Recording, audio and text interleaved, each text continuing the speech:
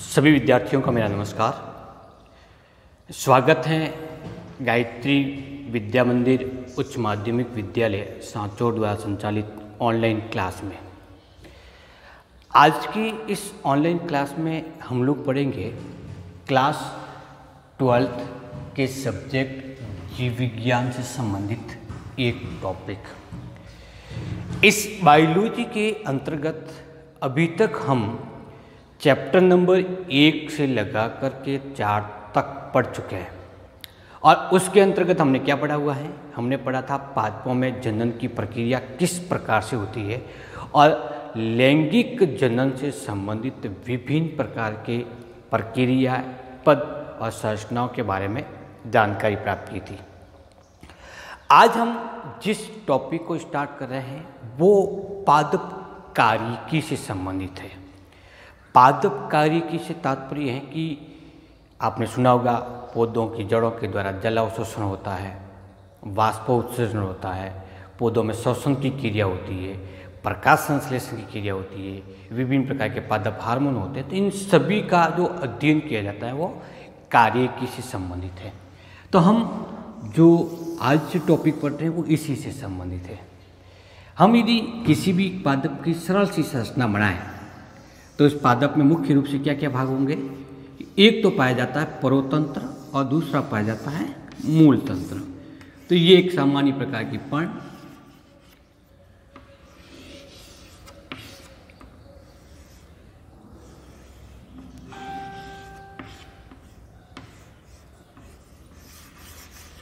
तो ये जो भाग बनता है वो परोतंत्र, जो जमीन से ऊपर की ओर होता है, वायवीय भाग कहलाता है।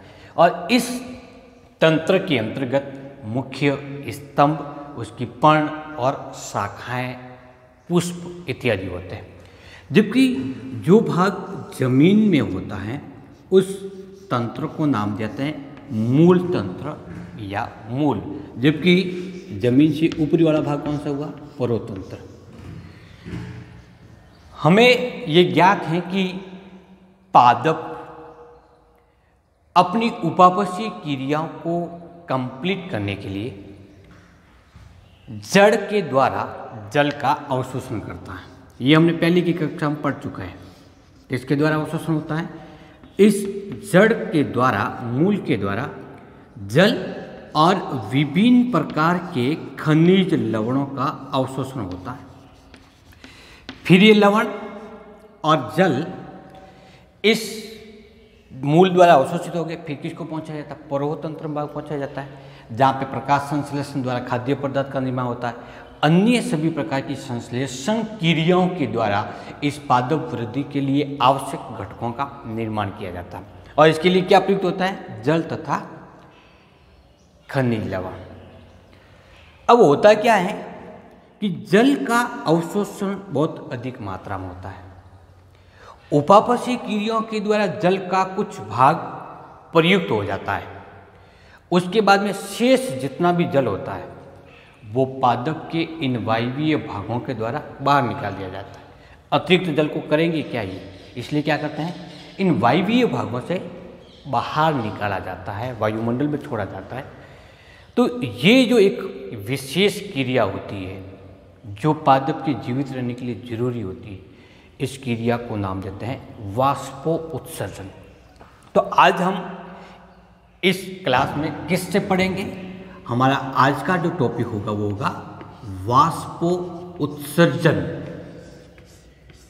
क्या क्या पढ़ेंगे हम इस टॉपिक के अंतर्गत पढ़ेंगे कि वाष्पो उत्सर्जन होता क्या है। ये वाष्पो उत्सर्जन वायवीय भाग से होता है। वायवीय भाग में तो बहुत सारे प्रकार के भाग हैं, तो इसके प्रकार कितने होंगे, इसकी मैकेनिज्म क्या होगी और ये वाष्पो उत्सर्जन क्यों हो रहा है, अर्थात इस पादप में इस वाष्पो उत्सर्जन का महत्व क्या होता है, इसके बारे में डिस्कस करेंगे। तो ये आज का हमारा भाग होगा, वो प्रथम भाग है, इस वाष्पो उत्सर्जन का भाग नंबर 1। और इस एक भाग में, पहले भाग में हम इसकी परिभाषा और वाष्प उत्सर्जन कितने प्रकार के होते हैं वो पढ़ेंगे। सबसे पहले इस वाष्प उत्सर्जन की परिभाषा क्या होगी। तो अभी जैसे हमने डिस्कस किया था कि जितना जल अवशोषित होता है किसके द्वारा होता है, जड़ के द्वारा, मूल के द्वारा। उसके बाद में अतिरिक्त जल जो उपापचय क्रिया में प्रयुक्त हो चुका है, उसके अतिरिक्त जो भी जल होता है उस जल के भाग को वायवीय भाग के द्वारा वायुमंडल में वाष्प के रूप में उत्सर्जित करना वाष्प उत्सर्जन कहलाता है। तो ये वाष्प उत्सर्जन में दो शब्द हैं, एक तो होता है वाष्प और प्लस उत्सर्जन। किसका त्याग कर रहा है, ये वाष्प का त्याग कर रहा है।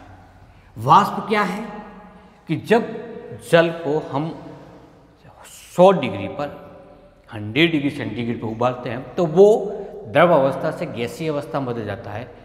जल की ये गैसीय अवस्था वाष्प कहलाती है। तो परिभाषा क्या होगी हमारी, परिभाषा होगी पौधों के या पादपों के विभिन्न वायवीय अंग। वायवीय अंग में कौन कौन से आएंगे, विभिन्न वायवीय अंग जैसे स्तंभ, शाखाएं और पर्ण। विभिन्न वायवीय अंगों द्वारा किसका उत्सर्जन हो रहा है, जल का हो रहा है। जल वाष्प का त्याग या हम लिख सकते हैं उत्सर्जन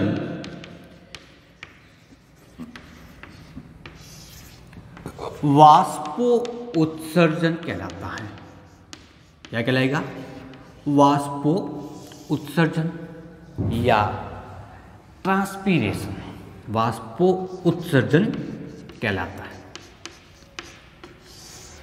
अब वाष्प उत्सर्जन हो रहा है तो एक शब्द और आ जाता है, क्या आता है वो, कि जब कोई जल की सतह है, तालाब है, झील है, नदी है, उस जल की ऊपरी सतह से भी जल के अणु वाष्प में परिवर्तित होते हैं। इससे भी वाष्प में परिवर्तित होते हैं और पादप के वायुव्य भाग से भी जल वाष्प में परिवर्तित होकर के वायुमंडल में स्थानांतरित होता है। तो ये जब कब पढ़ा था, जब हम विसरण पढ़ते हैं तो विसरण का एक महत्व आता है वाष्प उत्सर्जन में, क्योंकि पादप के भाग में या जल की ऊपरी सतह पर जल वाष्प की सांद्रता अधिक है, इसीलिए वो कम सांद्रता की ओर ट्रांसफर होता है। तो विसरण का एक महत्व हो गया। तो इन दोनों से, किससे, पादप के वायुव्य भाग से और जल की मुक्त सतह से जल वाष्प के रूप में बाहर निकलता है। तो इसके लिए हम जो शब्द प्रयोग करते हैं वो क्या है, जब पादप के वायुव्य भाग से बाहर निकलता है तब उसको नाम देते हैं वाष्प उत्सर्जन, और जब जल की मुक्त सतह से जल वाष्प के रूप में परिवर्तित होता है तब उसको नाम देते हैं वाष्पीकरण।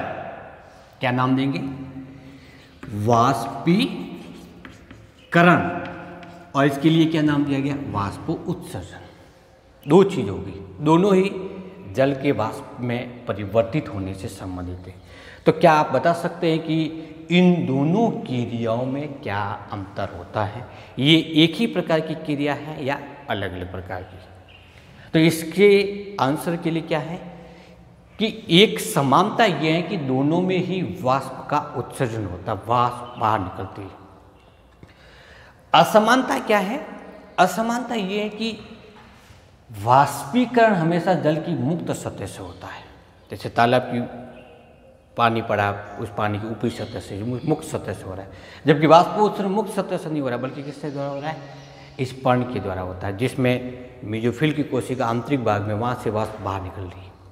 दूसरा क्या होता है कि चूंकि पादप सजीव कोशिका है, इसीलिए इस वाष्प उत्सर्जन में ऊर्जा भी प्रयुक्त होती है और सजीव भाग से होती है।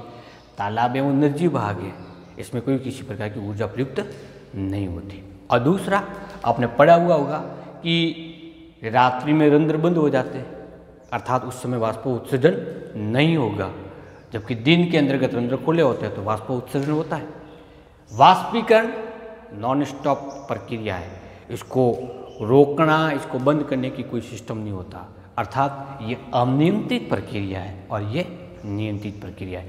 तो थोड़ा सा ये 3 से 4 बिंदुओं के माध्यम से आप समझ गए होंगे कि वाष्पीकरण अलग चीज़ है और वाष्पो उत्सर्जन अलग चीज़ है।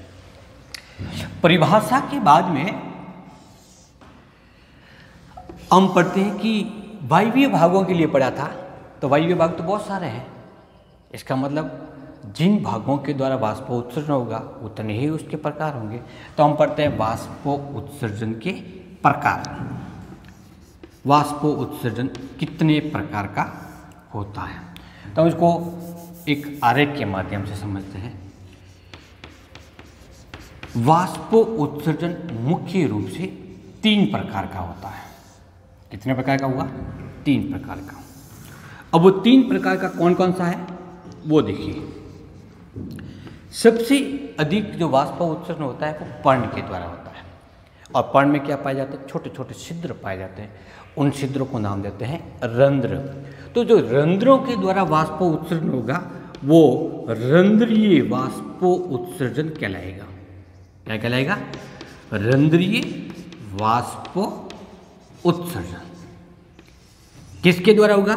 ये होता है रंध्रों द्वारा। कितना होता है? तो इस पादप में जितना वाष्पो उत्सर्जन होता है उसका अधिकांश भाग रंध्रों के द्वारा होता है। तो ये लगभग 50% से लगा करके 97% होता है। दूसरा, इस पादप भाग की, चाहे वो पर्ण की हो, स्तंभ की हो, जो एपिडर्मिस पाई जाती है। क्या पाई जाएगी? एपिडर्मिस। जब हम आरेख के काटते हैं तब इसकी एपिडर्मिस दिखाई देती है। सबसे बाह्य भाग होती है एपिडर्मिस। इस एपिडर्मिस पर एक परत पाई जाती है जिसको हम नाम देते हैं क्यूटिकल, जो सामान्य तौर पर मृदुभीत पादपों में पाई जाती है। इस क्यूटिकल की मोटी परत होती है तो वो जल के प्रति अपारगी में हुई। फलस्वरूप इन एपिडर्मिस कोशिकाओं से या अधिचर्म कोशिकाओं से जल वाष्प के रूप में बाहर नहीं निकलता। लेकिन यदि ये क्यूटिकल अनुपस्थित है अथवा पतली परत के रूप में होती है, उस स्थिति में इस एपिडर्मिस के द्वारा जल वाष्पीकृत होता है, वाष्पो उत्सर्जन होता है। तो जब एपिडर्मिस के द्वारा होगा तब उसको नाम देंगे हम उपत्वचीय। मूल रूप से होगा किसके? क्यूटिकल के द्वारा, अथवा क्यूटिकल से होने के कारण इसको क्यूटिकुलर वाष्पो उत्सर्जन के नाम से भी जाना जाता है। कौन सा होगा? क्यूटिकुलर प्रकार का। किसके द्वारा होगा? क्यूटिकल के द्वारा होगा। कितना होता है ये? क्योंकि पूरा पादप भाग पे क्यूटिकल की सरफेस बहुत ज़्यादा होती है, इसीलिए ये कुल वाष्पो उत्सर्जन का 3 से लगा करके 10% भाग योगदान के रूप में देता है। अब आया हमारे पास में तीसरे प्रकार का। तीसरे प्रकार का होता कौन सा? नाम सुना होगा आपने, वातरंध्र। कौन सा है? वातरंध्र या लेंटिकुलर। होते क्या है ये? जब इस स्तंभ में अथवा शाखाओं में, वातरंध्र कभी भी पर्ण में नहीं पाए जाते हैं, क्योंकि इन वातरंध्रों का उत्पन्न होना या विकास होना मूल रूप से द्वितीयक वृद्धि से होता है। द्वितीयक वृद्धि कहाँ होती है? शाखाओं में होती है। जड़ में वो होती है, लेकिन जड़ के द्वारा वाष्पो उत्सर्जन नहीं होता। तो किससे होगी? शाखाओं के द्वारा होगी या स्तंभ के द्वारा होगी। तो इस स्तंभ के अंतर्गत जब द्वितीयक वृद्धि होती है तो आंतरिक भागों से उत्पन्न होने वाले दबाव के कारण, जो कि द्वितीयक ऊतकों के द्वारा होगा, इस दबाव के कारण एपिडर्मिस कई स्थानों से टूट जाती है और टूटने के कारण छोटे छोटे छिद्र बन जाते हैं। जैसा साल बनी हुई है, वल्क है, इस वल्क के मध्य छोटे छोटे छिद्र जिनके द्वारा इसकी वल्कुट की कोशिका सीधे ही बाह्य वातावरण के संपर्क में रहती है। इन छोटे छोटे छिद्रों को वातरंध्र कहते हैं। इन वातरंध्रों के द्वारा मुख्य रूप से गैसों का आदान प्रदान होता है। श्वसन क्रिया के लिए ऑक्सीजन ली जाती है और कार्बन डाइऑक्साइड को छोड़ी जाती है। तो मुख्य रूप से किसके लिए? गैसों के विनिमय के लिए प्रक्रिया बनी हुई है। लेकिन इन रंध्रों के द्वारा भी कुछ मात्रा में वाष्पो उत्सर्जन की प्रक्रिया संपन्न हो जाती है। क्योंकि वात रंध्र के द्वारा हो रही है, इसीलिए इस वाष्प उत्सर्जन को क्या नाम देंगे? वात रंध्रीय वाष्प उत्सर्जन। अब ये वात रंध्रीय किसके द्वारा होगा? वात रंध्रों के द्वारा होगा। और कितना होता है? तो ये लगभग कुल वाष्प उत्सर्जन का 0.1% होता है। इस प्रकार से पादप के वायवीय भाग में जिस अंग के द्वारा या जिस भाग द्वारा वाष्प उत्सर्जन होता है, उसके आधार पर हम वाष्प उत्सर्जन को 3 भागों में विभक्त करते हैं: रंध्रीय वाष्प उत्सर्जन, उपत्वचीय या क्यूटिकुलर वाष्प उत्सर्जन और वात रंध्रीय वाष्प उत्सर्जन। अब सबसे ज़्यादा किसके द्वारा होता है? रंध्रों के द्वारा होता है। तो हम वाष्प उत्सर्जन होता कैसे, अर्थात उसकी क्रियाविधि कैसी होती है, उसको पढ़ने से पहले हम रंध्र को पढ़ लेते हैं। किसको पढ़े? कि रंध्र की संरचना कैसी होती है और ये रंध्र कहाँ पाए जाते हैं।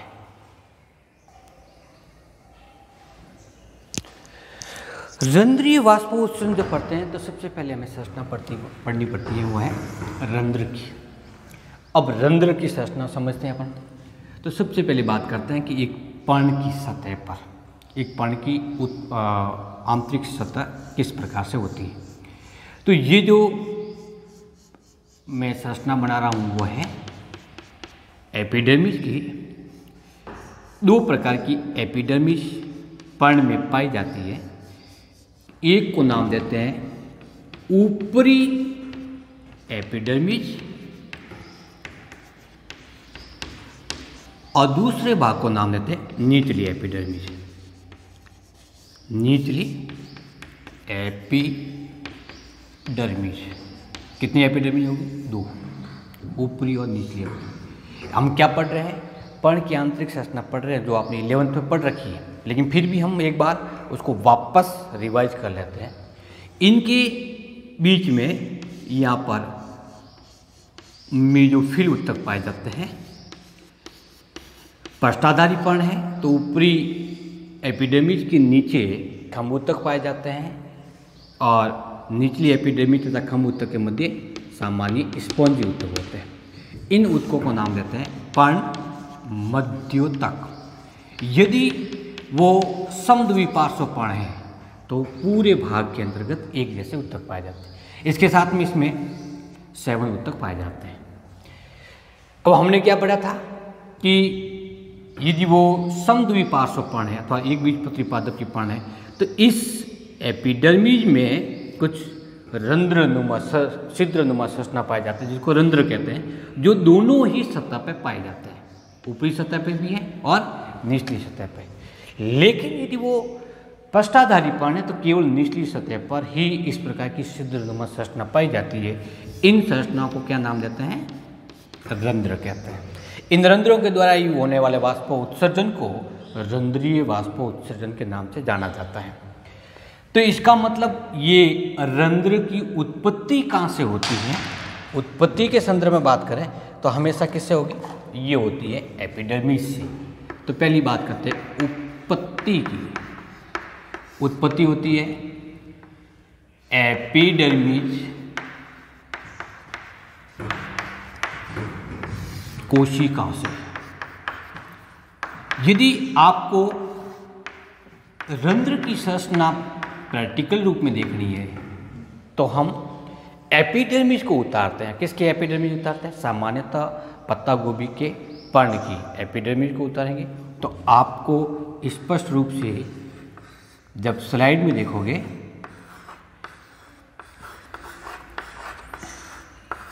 तो इस प्रकार की एपिडर्मिस दिखाई देगी। इसमें बीच में यहाँ पर इस प्रकार की संरचना आपको दिखाई देगी। इन संरचनाओं को क्या नाम देते हैं? रंध्र नाम देते हैं। दूसरा, इन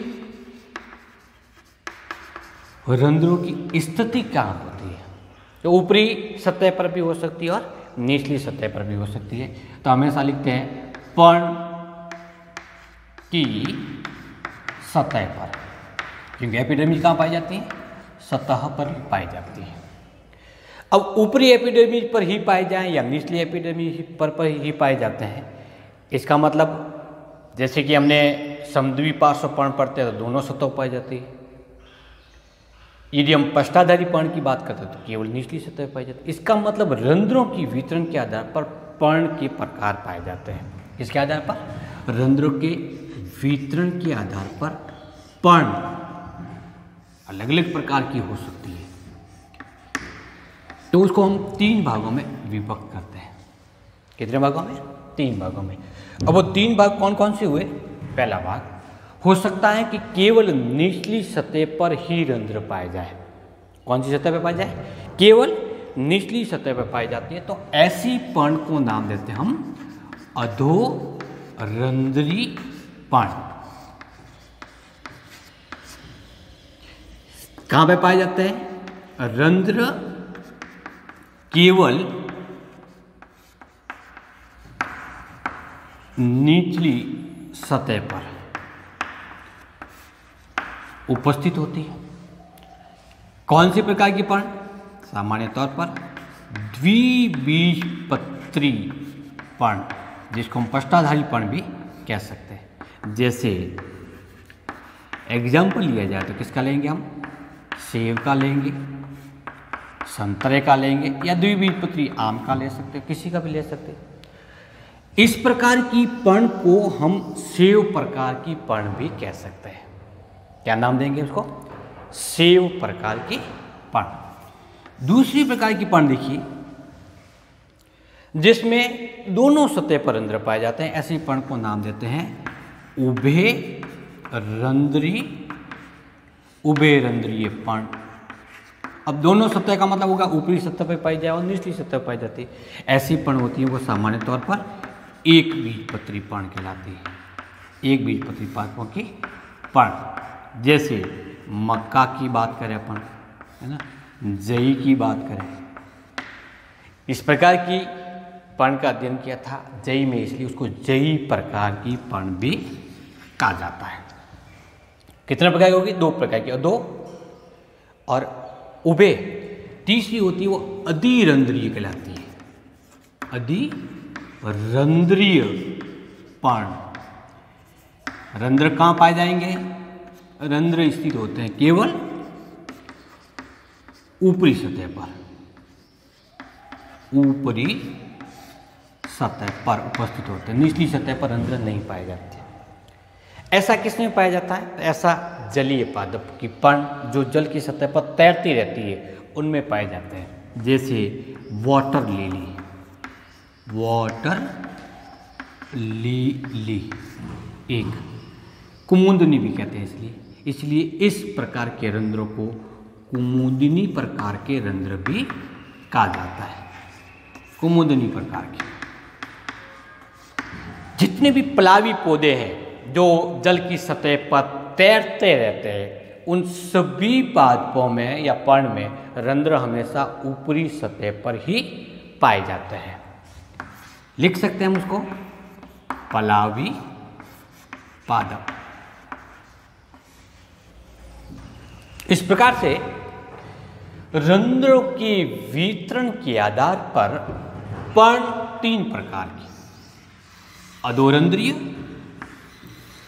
उभयरंध्रीय और अधिरंध्रीय प्रकार की पर्ण। जिस रंध्र के बारे में बात कर रहे हैं वो कौन कौन सी कोशिकाओं से बनी होती है, किन संरचनाओं से बनी होती है, इसकी संरचनाएं कैसे होती है, हम इसके बारे में डिस्कस करेंगे वाष्पो उत्सर्जन के सेकंड भाग में। कौन से भाग में? द्वितीय भाग में, जिसमें रंध्र की संरचना और उसकी वाष्पोत्सर्जन की क्रियाविधि के बारे में डिस्कस करेंगे। आज की क्लास हम यहीं समाप्त करते हैं। मिलते हैं नेक्स्ट क्लास में। Thank you.